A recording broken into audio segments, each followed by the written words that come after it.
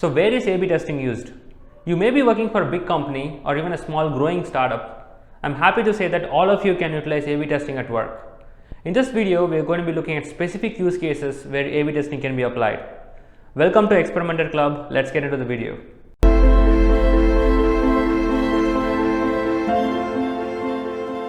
A/B testing has a wide range of applications for marketing teams, product teams, and startups. Let's go through one by one. Number one is marketing teams. Cheese. It's milk that you chew. Marketing teams use A/B testing for content optimizations. The first example is landing pages. This is the page where your first-time users will land and read about your product or service for the very first time. Marketers can A/B test a wide variety of things here. They can do copies or images or even change the whole layout of the web page. Let's take a quick example of Wall Street Journal page. The copies can be A/B tested, or the images can be A/B tested, or finally the website layout can be A/B tested. Marketing managers would typically care to improve the click-through rates of buttons like register, buy now, or contact us. Whoa, what is click-through rates? It's a very simple metric. Of the number of times your customers are seeing your landing page, it's referred as impressions, how many times they are clicking your target button. Let's say that 10 people are seeing your website landing page, and out of that 3 people are clicking your register button. Then your click-through rate, which is CTR, is 30%. Next, marketers would also A/B test advertisements. They can have 2 versions of Facebook ad and find out which one performs better. Like the example here. If you're curious about the results, the first version showed 142% improvement in CTR compared to the second one. A massive improvement. Ad optimizations are crucial for marketing managers because the companies spend millions of dollars every year on ads.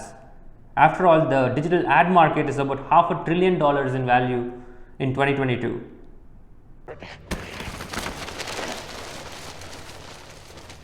I know that's a lot of money.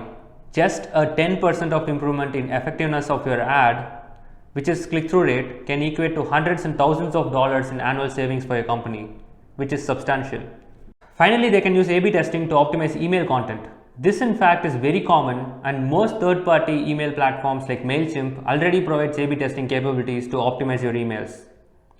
Marketers try different subjects or different content to measure which version has higher open rates. Let's see a quick example. You would have seen emails of this kind quite often in your inbox. Marketers would have to continuously test to find out what makes you click that single button. What does this button do? That's close enough. Next up, product teams. Over here, you can press this to just substitute new values for the coefficients. Good one, boss. It's not a joke, it's the real design. A/B testing has a wide range of applications for product managers as well. This is because product managers focus on too many metrics to improve the product experience. Outside customer acquisition, where the marketing managers focus, product owners would care about activation, how many signups happen in your app, or engagement, how many time your customers spend in your app, or retention, or customers coming back to your app again and again, or finally the revenue metrics, how much money are customers spending in your app. Now the problem is there are too many metrics to focus.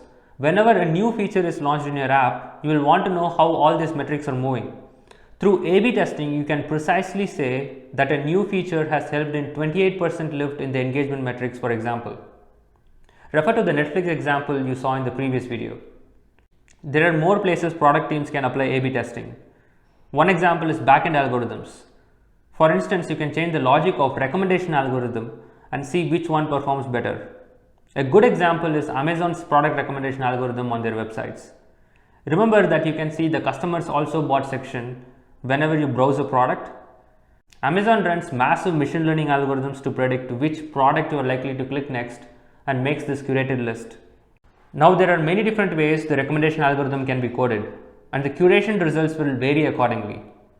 So to find out which algorithm performs better, the 2 different versions can be run in parallel, and you can measure which one is leading to more Amazon purchases, which is pretty cool.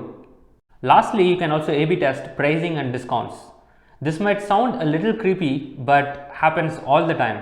Product managers try different price versions on their customers and find out which price gives maximum conversion. And A/B testing can absolutely help here better than any human intuition out there. Alright, finally let's talk about how startup entrepreneurs use A/B testing. I cannot wait. Harvard doesn't keep a public centralized Facebook, so I'm going to have to get all the images from the individual houses that people are in. Let the hacking begin. This is a very common question. Don't it need millions of users to achieve statistical significance on A/B testing? As a startup, I don't have so many customers. I have heard so many early stage companies say this. The answer to this is both yes and no. It depends. It depends on what you are testing. Yes, startup may not have enough customers to test small changes like color of the button or placement of the button, because such small UI changes will not produce considerable effect on your product yet. If customers don't like your product, it does not matter if your button is red or blue. But the good news is that startups have much bigger problems to test, like product market fit or try a completely new business model. Most of these tests require only a few thousands of daily active users to conduct experiments. Startup experimentation is in fact a very big topic. To learn more about this, I recommend a book called Lean Startup by Eric Ries that talks about build, measure, learn framework for startups, where experiments helps you to evaluate multiple ideas by getting basic versions of your product quickly on your customers' hands, get feedback and iterate endlessly. That would allow startups to fail fast and pivot to another idea and then another idea until they reach product market fit. Let's do a quick example. A startup wants to learn if providing express shipping to its customers is worth the service. Ideally, yes, it's great for your customers, but a startup has limited cash to burn. So the return of investment from that additional expense better be positive. In this test, you will likely measure whether the customer engagement and revenue increase substantially after launching the feature to the customers, so that the cost of running the premium shipping service is justified. I hope that you are blown away as much as I did by looking at the vast applications of A/B testing across the tech industry. I will see you in the part 3 of this series. But wait and hold on, I have a question for you. Which use case that we discussed do you want me to dive deeper and explain in the future videos? Let me know in the comments. And as always, if you want me to post more videos on A/B testing, don't forget to subscribe and share it with your friends. So until next time.